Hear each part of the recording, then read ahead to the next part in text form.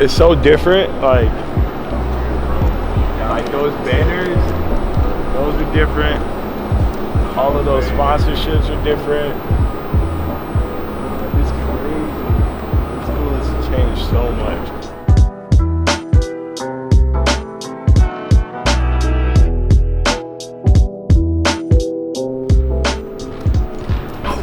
Welcome to Becoming Bionic Brooks, episode 5. This one is going to be great, you guys. We're here at Davenport University, the college I went to, where I was a track and field All-American and also was on the basketball team. So I'm going to show you guys a couple of workouts that I do on the basketball court, also in the weight room as well. It's going to be so much fun. Let's get after it. Bouncing, bouncing, bouncing, bouncing, bouncing, bouncing. Wait a minute.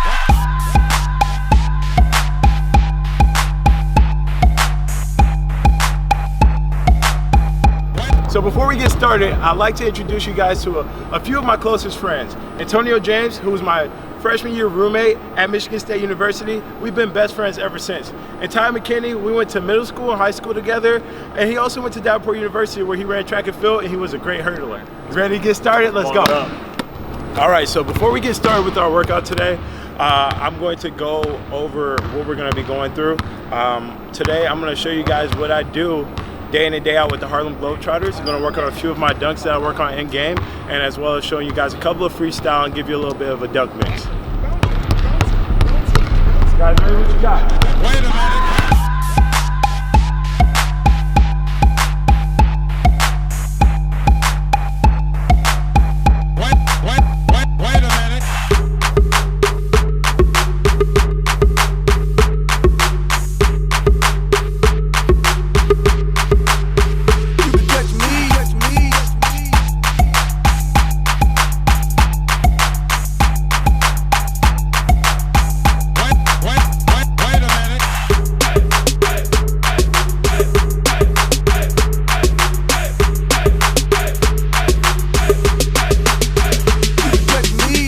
Globetrotters, I have a couple of different plays.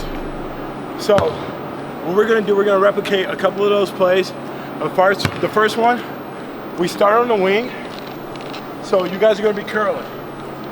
Ty, you can go first. You're gonna curl off the wing. You got the ball. Curl, no, this one. This one. You curl off the wing. Just off the backboard to Antonio. Okay. Antonio, you're following him up with another backboard. Alley-oop. I'm coming down the middle, I'm just finishing. All right. 3.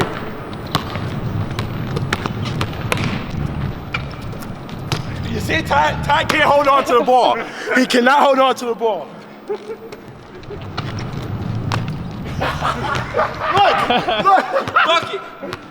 Bucket. You just mad because he ain't get the shot. You gotta go in, next two gotta go in. Next two gotta go in. Oh! That's what I'm talking about, baby. All right, so that's play number 1. Play number 2 is something we really work on. One person on the O, one person on the V. So we do this in the game, and it looks more so like this.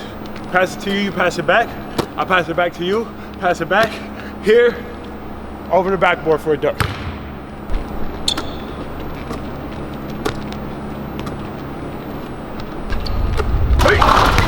That one was fire.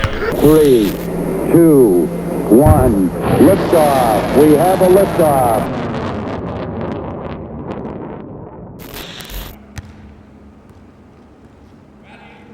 Let's go! Yeah!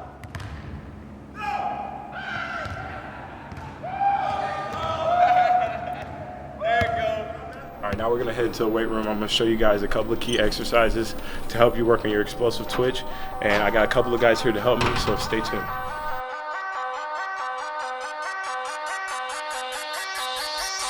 For some of you guys, this weight room might look a little bit familiar. I put in a lot of work in this weight room, and we're here today to show you guys a nice workout that's gonna help you increase your vertical. So I got about 4 exercises that we're gonna run through here that's gonna help you guys increase that explosive muscle twitch, that explosive muscle fibers that you guys wanna work on, and help you guys jump even higher like we were doing on that basketball court earlier. These are some of my personal workouts with a couple of my friends, and we're gonna explain it to you and break it down step by step.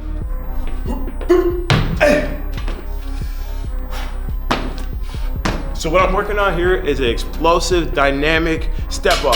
At the end of my step up, I'm gonna hop off the box and do a depth jump and be really explosive. Once my feet touch the ground, I'm gonna jump as high as I can to the sky. Let's try one more time. And for some of you guys, if the weight is too heavy, you won't just be able to lift it up and put it over your shoulder. You might have to power clean the bar up. We'll break that down later. Hey.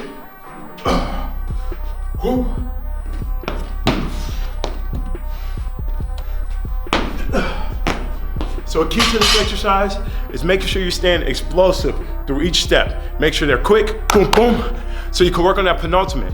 When you guys are ready to take off, you're gonna load up, 2 quick steps, and you're flying through the sky. You got it. What's up? It's your boy AJ here. I'm about to introduce to y'all the hang snatch. If you really want to be explosive, the hang snatch is a good exercise to make you explosive. You're gonna start with a wide grip, okay? At the ends of the bar, as far as you can get it. You're gonna lift up, lift with your legs, not your back. When you start out, sit your hips back against the bar like this. You never wanna bend at your back. It's gonna tear your back up. Remember, when we wanna be explosive, we gotta stay strong posture. So we're gonna start here, get low, and we're gonna explode off the legs and push our hips into the bar. I'll demonstrate here. See how I fully extend the bar? It should all be one motion. I'll demonstrate one more time here. Still a tip for y'all, take it to the weight room. It's terrible tie again. Don't take anything this guy says seriously, okay? Whatever, man. Get him out of here. Get him out of here, man. Get him out of here. All right, man. Like you said, man, it's that fly guy tie. Back at you again. So we're on to the next exercise here to work on some explosiveness, to load up some more for that vertical jump. All right, so we're gonna do a sled push here. This is gonna help us really load up that spring. When we're going into that explosive jump, we're bending our knees, we're really getting into that coil, and for that maximum power to jump as high as we can, to fly through the air, to soar like our man Bionic Brooks, we need to load that up and strengthen those muscles, all right? So we're gonna get into a sled push here. All right, remember what Tone said, we wanna stay in a strong position. Everything should be powerful. All right, so I'm gonna go ahead and I'm gonna lock out my arms here. I'm gonna load up, contract the core, load up the pistons here, and I'm gonna fire. I'm gonna dig. Driving the knees. Good, all the way through. We wanna fire those knees all the way to our chest. Make sure you're getting them nice and high, digging, grasping as much ground as we can, gaining as much ground as we can, all right? Let's try that again. Driving those knees. Drive. Good job, Ty. All the way through. All the way through. Stay strong, stay tall. Let's get it. All right, what's up, y'all? It's AJ again, back with y'all for another good explosive exercise. All right, this one is gonna be explosive box jumps, okay? Watch after me. What I'm doing is I'm staying strong and tall. You wanna contract your core as you go down onto this box. This should be about 2 inches above parallel. I'm gonna go down, I'm staying tight on this box. When I explode up, you're gonna see ankles, knees, hips into the bar here.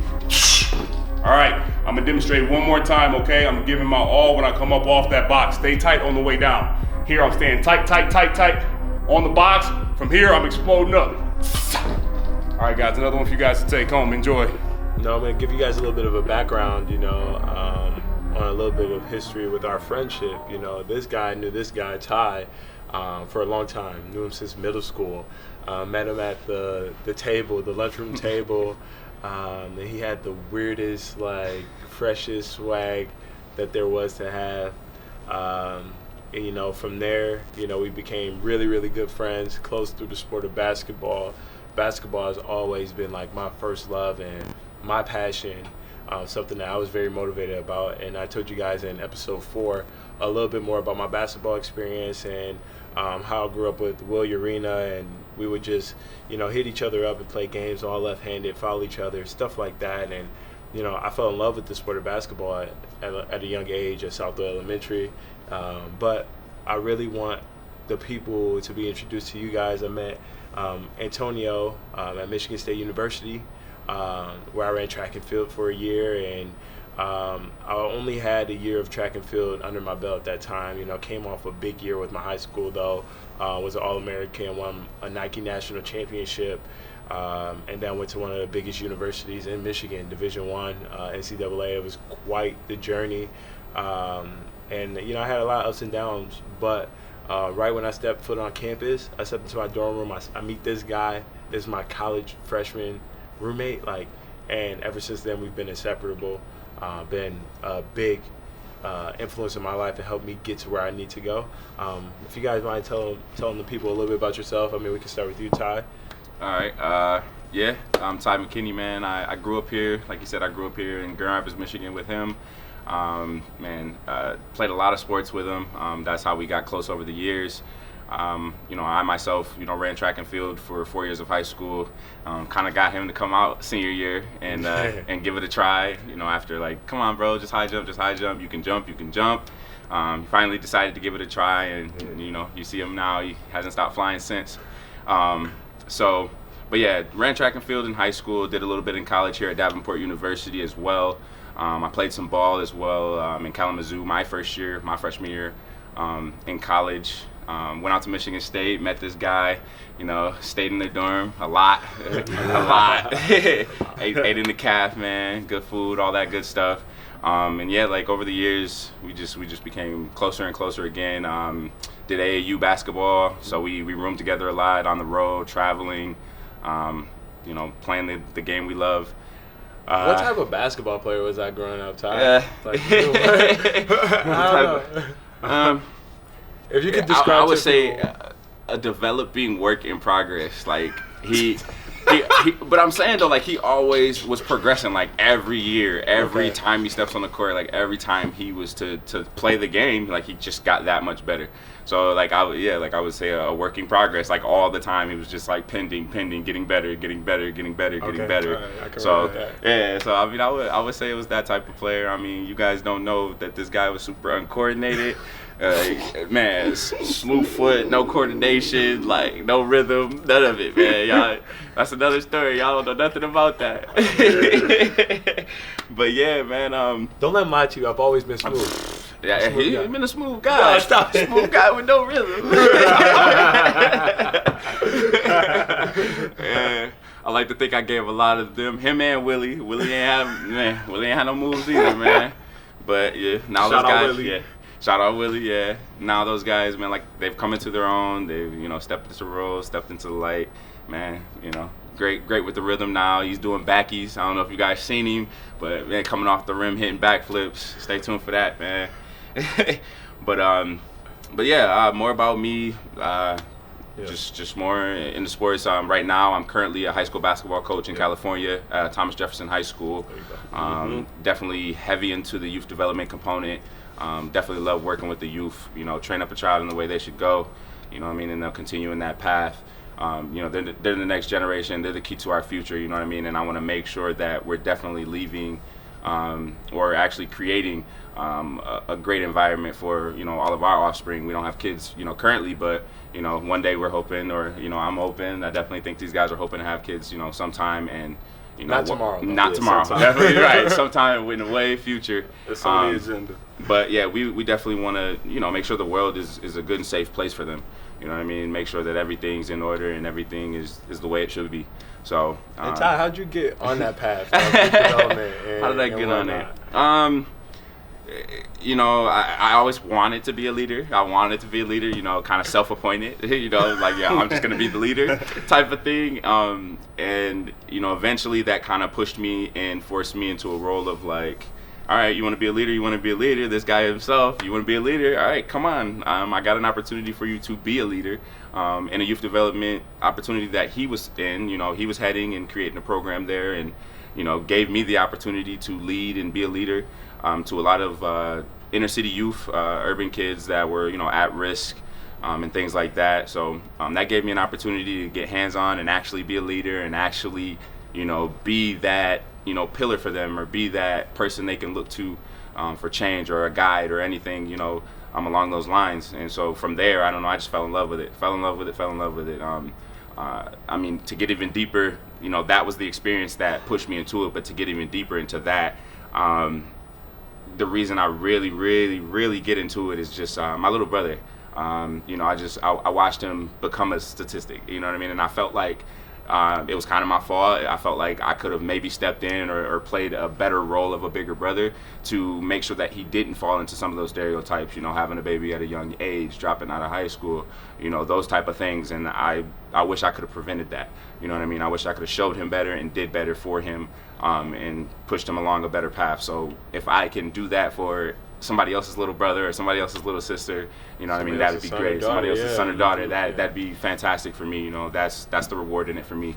When I see a young mindset change, go from like, oh, everything's against me, to I can really do this. That is so rewarding. That's powerful. Yeah, definitely powerful. So I'm big in the youth development component right now. Coaching, trying to work on my own program to kind of get the youth after school program, stuff like that. To kind of help them, interview skills, dinner etiquettes, just kind of anything that we can provide them with, to strengthen and sharpen them, to become better leaders, future leaders, future investors into the world, things of that nature. And I also haven't given up on my sports as well. I'm chasing this guy. I definitely want to play with him. Definitely want to get back on the court. So I've been training, working hard there as well. So stay on the lookout for that.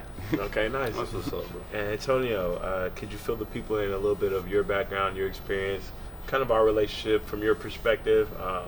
Let them know what's up. Yeah, so everybody again, my name is Antonio James, close friend of both Bionic and Fly Guy Ty.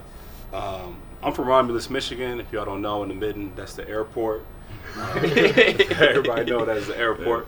I was homegrown, born and raised in Romulus, moved up to Michigan State back in 2010. It was my freshman year, as Brooks told y'all. This was my freshman roommate. We went in blind, didn't know each other, but we clicked right away. We was both on the track team. I threw shot, disc, weight, hammer. Tor'i was a long jumper, and he also got involved in a couple other events as well. So our time at MSU was short. He only stayed for a year, and then he had other life goals that he had to go chase, and there's no shortcut to a straight line. He had to make his way. But I stayed at MSU, and I stayed at MSU for 5 years, from 2010 to 2015. Again, through shot, disc, weight, hammer, won 3 Big Ten championships, 11-time All-American. So fortunately for me, I stayed on my grind just like my boys did. And coaching, whether it was playing basketball, I was fortunate enough to sign a professional contract with Balasa, where I'm still throwing professionally. Shout out Balasa Track Club. Make sure y'all go to balasa.com. Discount code Antonio, get you some merchandise. Yeah, shameless plug. I love it. But yeah, so throwing with Balasa now, then I get to see my boys every now and then. It's been a while since we all got to link up. So this is the first time we've seen each other long. This is probably going to be the first time y'all see us together.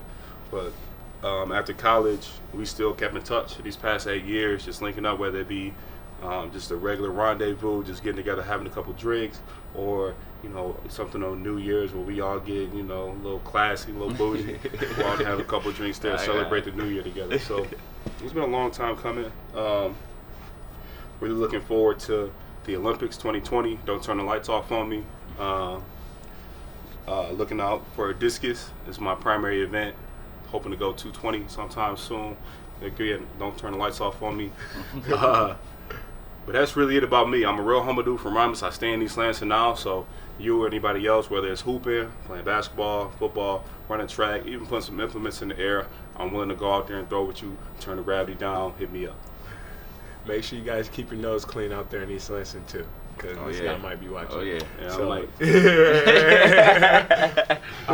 but yeah, these guys have been a big influence in my life, and as you can see, we motivate each other. And having a circle like this, where each and every one of your peers are pushing towards their goals each and every day, it keeps you sharp. It's momentum. Yeah, iron sharpens iron in that regard. And these guys have kept me on the up and up, on the straight and narrow.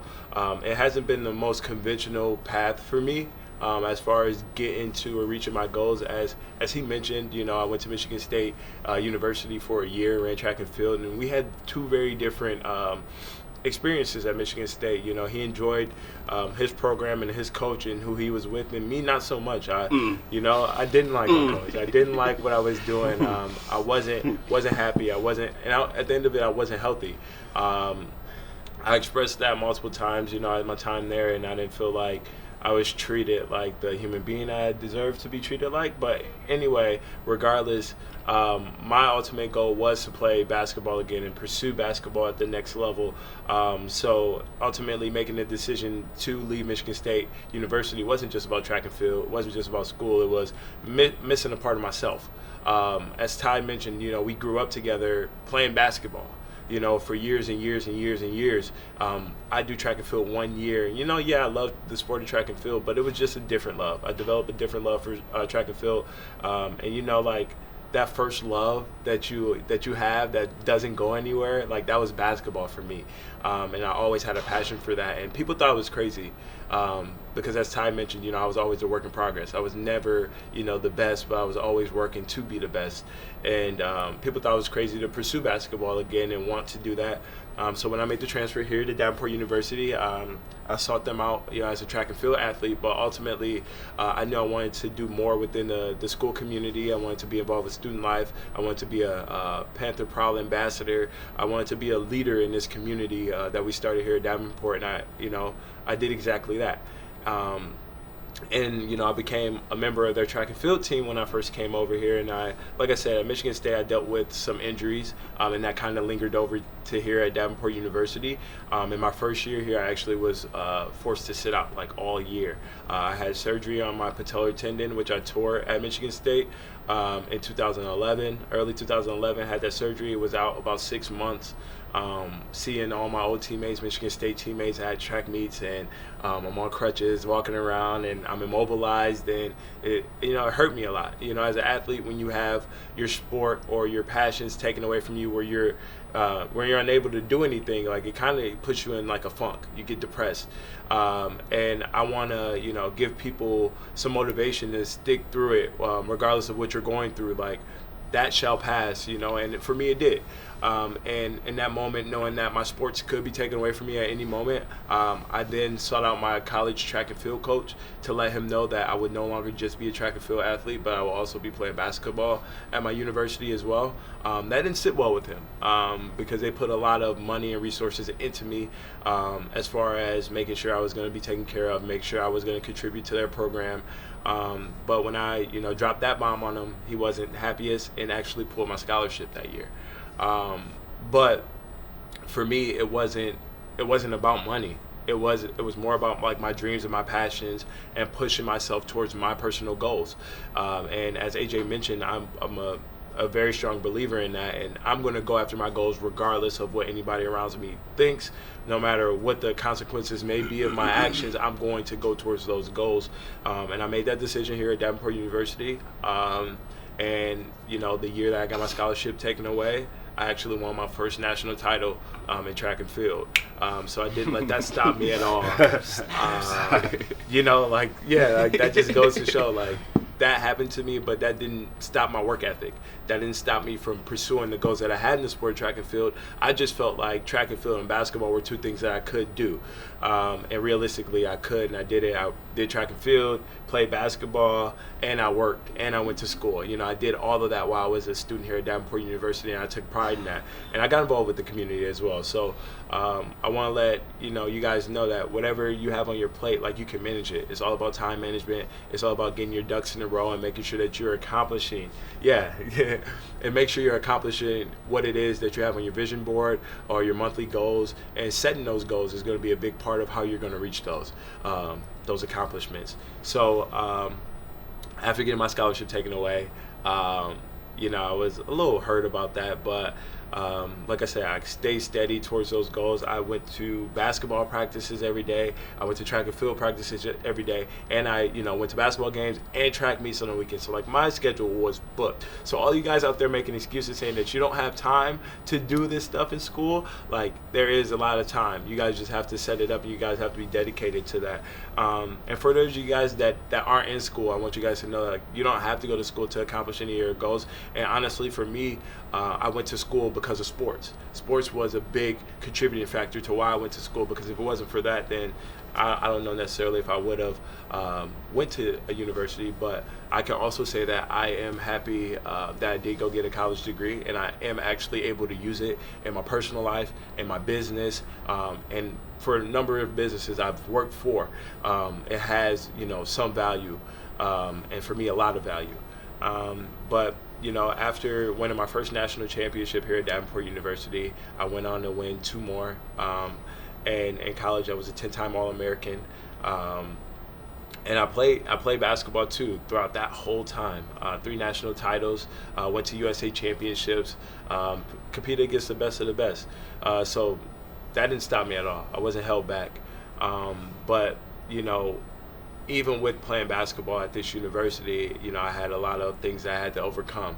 I had a lot of doubters. I had a lot of people who even then, say I wouldn't make it far in basketball, and that I didn't have a future in basketball, and they thought track and field was my only way out. And today, it feels good to be able to say that, like, I stuck to my guns, I followed my passions, and now I'm able to say I'm a professional basketball player with the world famous Harlem Globetrotters, living my best life, entertaining, putting smiles on people's faces, and motivating the youth, because the game and the sport of basketball can take you anywhere you want to go with it. If you stay committed to that goal, that hey, this basketball is going to help me travel the world, or this basketball is going to help me book jobs, or this basketball is going to help me get further in life, it will.